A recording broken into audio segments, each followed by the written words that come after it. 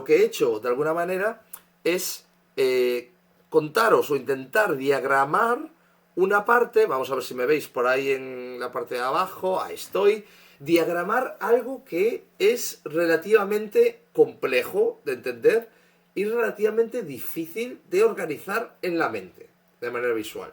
¿Por qué? Pues porque la luz es algo que viaja en el espacio y por tanto la distancia importa, la perspectiva es fundamental, el punto de vista que nos decía hoy Fernando también es fundamental, pero en función de ese punto de vista, cuando se mira de una manera más frontal, pues al final el espacio escénico se convierte en una caja, ¿no? Un rectángulo que en función de sus circunstancias, en función de sus alturas, en función de izquierda a derecha, abajo a arriba, del tipo de aparato que estamos utilizando, si tiene tiro o no, el tipo de pegada, todas esas cosas, pues el escenario va dando una serie de posibilidades nuevas y va ocultando otras posibilidades. Y a mí me pareció muy interesante bueno, hay un genio de la iluminación, uno de los grandes pioneros, que lo cito muchas veces, que es Stanley McCandless. Él tiene en su método, estamos hablando de los años 30, ¿vale? En su método tiene una diagramación del espacio en planta, es decir, el punto de vista desde arriba, lo que vemos normalmente en un plano, ¿no? En un plano de iluminación, donde él dividía en 6 cuadrantes ese escenario, ¿no? Y explicaba un poco, y esto es muy interesante, cómo iluminar en función del área que se quiere recoger, ¿no? De tal manera que, bueno, pues al final si se cruzaban haces, uno tenía que tener una referencia diagramada en la cabeza para saber que el cuadrante 3 y el cuadrante 1 pues eran simétricos, ¿no? Y entonces poder tener cierta arquitectura de la luz cuando no era posible verla, porque no se trabajaba a humo, ¿no? Como se trabaja el día de hoy, no se veían los haces, estamos hablando de teatro clásico, y era muy útil tener esta idea del espacio desde una vista superior. Bueno, yo lo que os traigo es un concepto similar, algo que sinceramente no he encontrado nunca en un libro, no, es algo que siempre me ha interesado, pero nunca lo he visto en ningún lado. Y entonces yo he trabajado mi propio método aquí, ¿no? Y entonces os lo muestro para que veáis un poco cuál es el punto de vista frontal. ¿Por qué frontal? Porque yo creo que al final esto es lo que va a ver el público y es lo que a nivel de diseño os puede resultar más útil. Fijaros que realmente a nivel de montaje lo más útil siempre es hablar desde arriba, ¿no? Siempre hablar en planta, ¿no? Que decimos, siempre es lo más útil. Pero para el público lo que van a ver es esta perspectiva, este punto de vista. Entonces, fijaos, la parte de arriba, el gráfico de arriba, os muestra la diferencia de un escenario en función de la altura a la que tienes que trabajar. Y esto la mayoría de las veces no lo decides tú. Aquí hay dos circunstancias, ¿no? La circunstancia número 1, que es la que ocurre en el 90% de las veces, uno llega a un espacio que ya tienes que trabajar a una altura determinada, o si puedes trabajar un poco las varas, la altura de las varas o la altura de la estructura, un gran support, lo que tengas, pues normalmente tienes márgenes muy pequeños, ¿no? Un margen de 1 metro, de 2 metros en altura, arriba, abajo. Eso es un poco la manera de trabajar que tienes. Y lo mismo de boca, ¿no? Es decir, la apertura del escenario. El lado izquierdo, el lado derecho, los hombros, ¿no? Que se llama. Pues normalmente esto te lo determina el espacio en sí. Pero luego esto es muy interesante si se juega con ello. Es decir, si uno va achicando el espacio o lo va expandiendo a medida que el show va avanzando. Es una técnica que siempre a mí me ha parecido muy, muy interesante. Hoy hemos mencionado a Leroy Bennett, diseñador de iluminación de Nine Inch Nails durante muchos años y de prácticamente todo el mundo, lo cito en el libro también. Y él era un genio de esto, ¿no? Del empezar muy pequeño a veces e ir agrandando el escenario a través de la luz. El espacio es el mismo, pero el escenario se va haciendo cada vez más grande. Y esto genera una sensación muy interesante a nivel narrativo que puedes llevar a lo largo de la hora y media, 2 horas que dura un concierto e ir abriendo la escena, ¿no? ¿Por qué pongo eso de escena mínima? Bueno, porque al final uno se queda en esos 6 metros de boca y 4 metros de altura, es lo que yo creo que, conservando esa geometría rectangular necesaria para poder diseñar un escenario, es un poco de mínimos, ¿no? Uno cuando se va a una boca, esto es un tema de experiencia personal, cuando uno se va a una boca de 5 metros o una boca de 4 metros, pues realmente no hay espacio para trabajar, la luz se achica demasiado, no hay espacio para que la luz viaje, se abran los conos, haya perspectiva, haya capas de profundidad, todo esto se empieza a empastar, se empieza a aplanar y es muy difícil trabajar, ¿no? Por eso realmente una boca de 6 metros está, en mi opinión, en los absolutos límites de lo que es razonable o lo que es aceptable, ¿no? Y lo mismo con una altura de 4 metros, porque daros cuenta que ya tienes el aparato encima, ¿no?, del artista. Eso es una manera de trabajar muy extrema. Se da en muy pocos espacios, pero se da especialmente en teatro aficionado o teatro, es decir, salas pequeñas, ¿no? Pero claro, a la medida que uno va expandiendo, hay circunstancias. ¿Veis? Es que ese azul ese azul intermedio que tenéis ahí, que es a 8 metros de altura y a una boca más o menos, que puede ser unos 12 metros, es lo que yo considero que es un espacio más o menos ideal. Habrá gente que en teatros diga, yo trabajo 7 metros como altura más baja, habrá gente que se vaya a 9, en ópera puedes tranquilamente ver 12 metros, 13 metros, 14 metros de altura, es un poco en función de cada tipo de escenario, pero sí es verdad que a esa altura, en general, la luz se manifiesta bien. Cuando uno sube de 8 a 10 metros, por ejemplo, que son 2 metros de diferencia, es bastante, uno empieza a ver cómo las contras, los haces de contra, se empieza, es decir, la luz más trasera que tienes, se empieza a convertir en un cenital, ¿no? Y es algo que a mí siempre me ha fastidiado mucho, es algo que yo odio en mis diseños a la hora de trabajar, que ese contra se convierta en un cenital, ¿no? Tienes que hacer trucos ya para que no sea así, trabajar con el zoom para que los haces sean mucho más cerrados, falsear la realidad, incluso hablar con el artista para que haga posiciones específicas y bueno, quitas libertad, restringes un poco el espacio y es también, yo que soy gallego, en Galicia hay una parte enorme de la iluminación de espectáculos, es el mundo de la orquesta, ¿no? De la orquesta tradicional, donde se trabaja siempre con alturas muy altas, más que nada por las estructuras que hay, por el cambio en escenario y por un poco la tradición de que hay normalmente dos orquestas en el mismo espacio, en la misma fiesta, y siempre se compite a ver quién está más alta, ¿no? Entonces esto me genera a mí una sensación un poco extraña, sobre todo cuando estás haciendo una gira, cuando estás haciendo un evento diferente, pues es una sensación un poco extraña porque da la sensación de que estás compitiendo a ver quién va más alto, ¿no?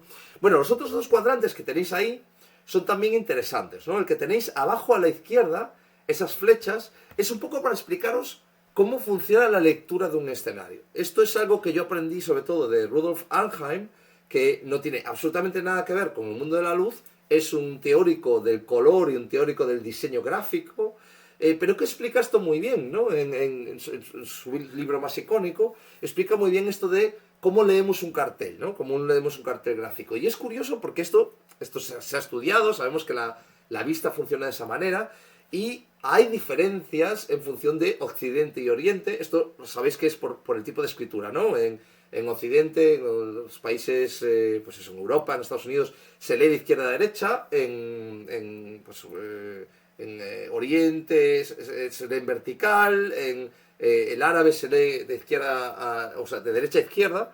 Entonces eso cambia un poco la perspectiva de cómo uno lee las imágenes, que también ocurre, nosotros necesitamos leer las imágenes y en función de cuanto más cerca has estado en escenario, es decir, cuanto el punto de vista es más cercano, más necesidad hay de leer, ¿no? Es decir, al final es que ocurre como una pantalla de cine cuando estás muy cerca, ¿no? Pues al final tienes que leer lo que tienes a tu alrededor y hay una prioridad a la hora de esa lectura. Eso es lo que os muestra ese cuadrante, ¿no? Yo creo que se puede dividir perfectamente una escena, sin importar cuán grande sea, en en 9 cuadrantes, donde tenemos la lectura de la parte de arriba, la lectura de la parte de abajo y la lectura de la parte del medio. Es inevitable que el ojo del espectador siempre se vaya a la parte de abajo, porque al final el artista está en suelo. Entonces esto es lo lógico, ¿no? Siempre vamos a leer la parte de arriba al final.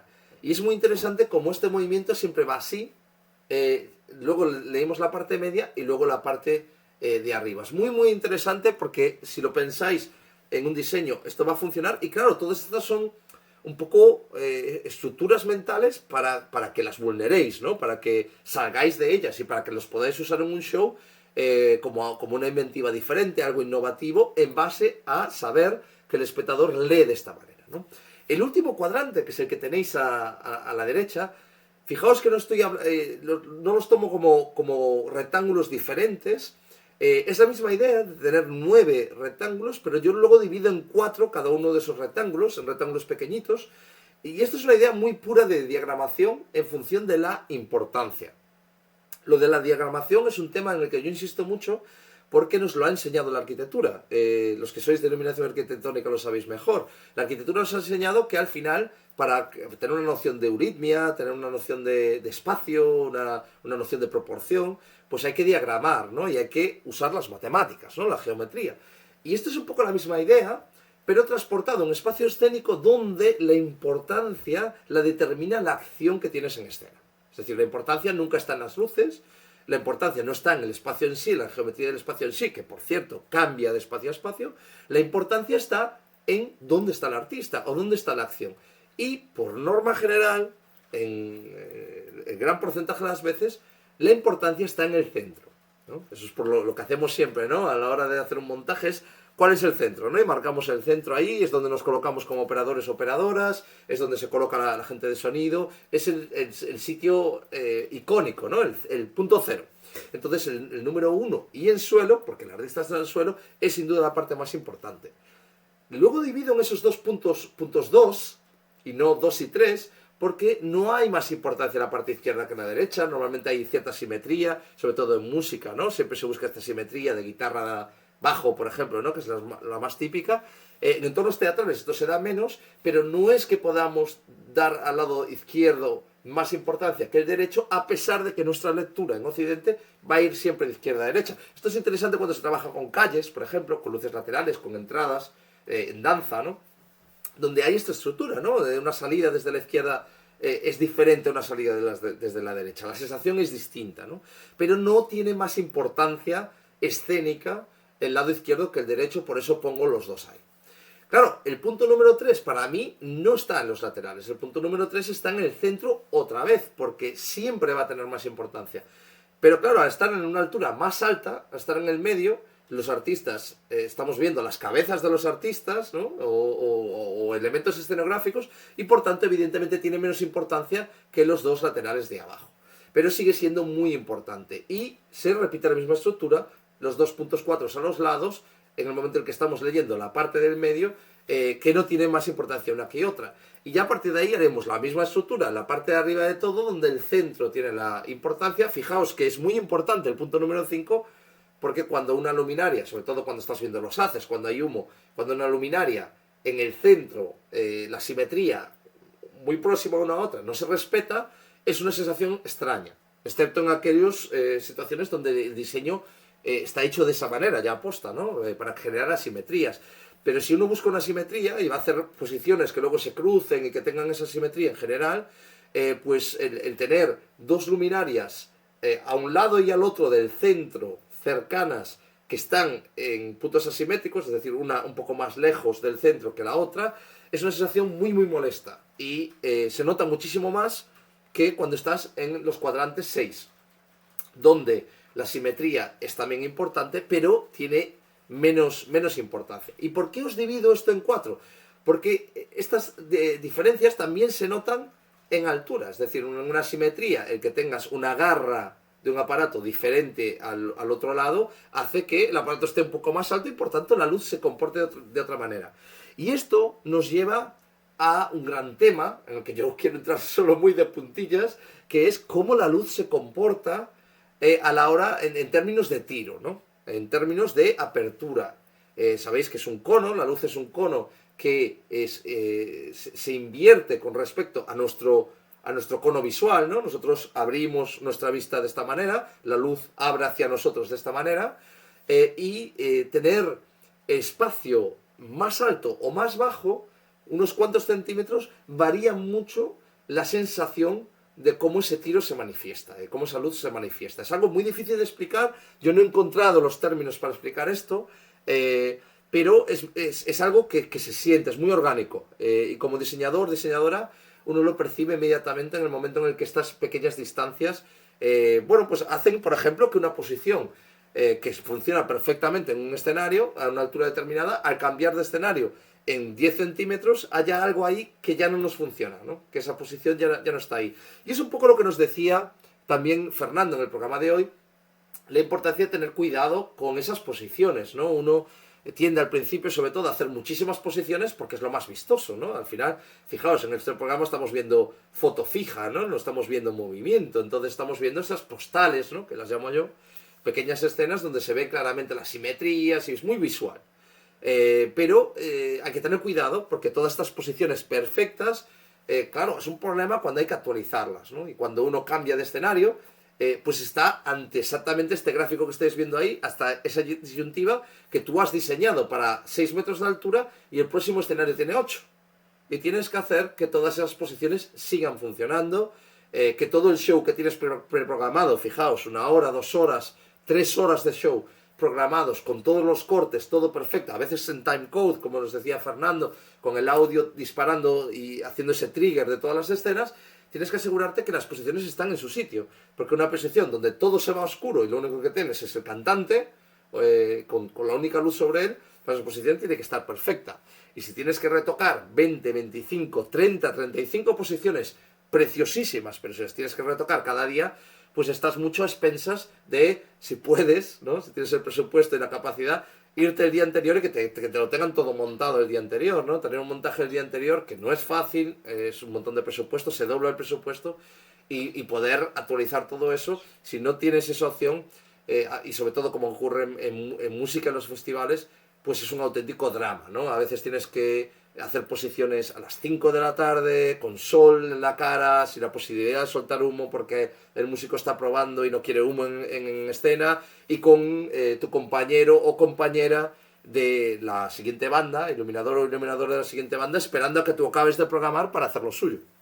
Y a veces siempre pagan los mismos, ¿no? Teloneros, teloneras, o sea, grupos más pequeños que tienen también a veces a su iluminador o iluminadora y no pueden trabajar porque el artista grande y el iluminador grande pues no para de actualizar todas estas posiciones que hablamos. Bueno, era algo que yo os quería contar, es algo que, bueno, en mi opinión no se dice, o al menos yo, si queréis, en el chat me contáis si lo habéis visto en algún lado, porque yo la verdad nunca lo he visto. Que alguien me contara un poco este punto de vista, el tema frontal. De hecho, yo, por mi ignorancia, cuando yo estudiaba y cuando empezaba a hacer mis primeros bolos, me preguntaba mucho por qué se enseñaba siempre los diseños en planta, ¿no? Porque yo decía, bueno, sin duda, a nivel arquitectónico, pues igual que se hace en arquitectura, tiene sentido para alguien que hace el montaje, pues tener ese montaje de planta, es mucho más sencillo entenderlo, pero tiene problemas gordos a otros niveles, ¿no? Realmente es muy difícil ver lo que uno va a iluminar, tener una idea, una visión determinada de lo que se pretende conseguir, y por tanto yo creo que todas estas diagramaciones, estos pequeños gráficos que os enseño, a mí me han ayudado mucho y espero que a vosotros os ayuden. Como os decía, es parte del método del libro y un poco de lo que intentamos aquí en el programa, que es que tengáis más herramientas para crear, ¿no? Es decir, que al final es lo que importa, que vosotros lo llevéis a donde lo queréis llevar, si os resulta útil, que organicéis un poco vuestra cabeza y que al final la experiencia es lo más importante, en la que vosotros creáis, el estar trabajando con luces y vuestras propias ideas y vuestra propia creatividad para saltarse todo esto sabiendo que existe, ¿no? Todo lo que estamos haciendo es porque nos veis. Si no nos vierais, ya sea en directo o más tarde, pues no tendría mucho sentido hacerlo, la verdad. ¿Y por qué os digo esto? Bueno, pues porque al final yo creo que la única manera de hacer que esto vaya al siguiente nivel es un poco que participéis, ¿no? O sea, que suscribáis, que formáis parte de esto. Además, es que lo podéis hacer ahora mismo mientras estáis escuchando. Aquí, yo creo que está por aquí, si no me equivoco, no sé si es este lado o este lado, pero en uno de los lados tenéis el botón de suscribirse, donde podéis, bueno, pues suscribiros al canal y que cada vez que saquemos un nuevo programa pues os avise, y además os ayuda a que el algoritmo un poco haga que aparezcamos más y que la gente que quiere saber de luz y que no puede, porque de esto normalmente no se habla de aparatos, se habla de tecnología, pero no se habla del lenguaje, de la narrativa de la luz, pues que puedan acceder a ello, ¿no? Entonces, bueno, por eso os pongo esto que veis aquí, ¿no? Que es realmente, pues que no os olvidéis de suscribiros, que es bastante importante para mí, y que sabes que podéis pedir el libro o registraros en nuestro newsletter, que la verdad, muchos me habéis dicho, pero es que no me mandas newsletter, yo estoy siempre en el newsletter y no me llega nada el boletín, ¿qué pasa? ¿Lo estoy perdiendo? ¿Cuál es el problema? ¿Me va a spam?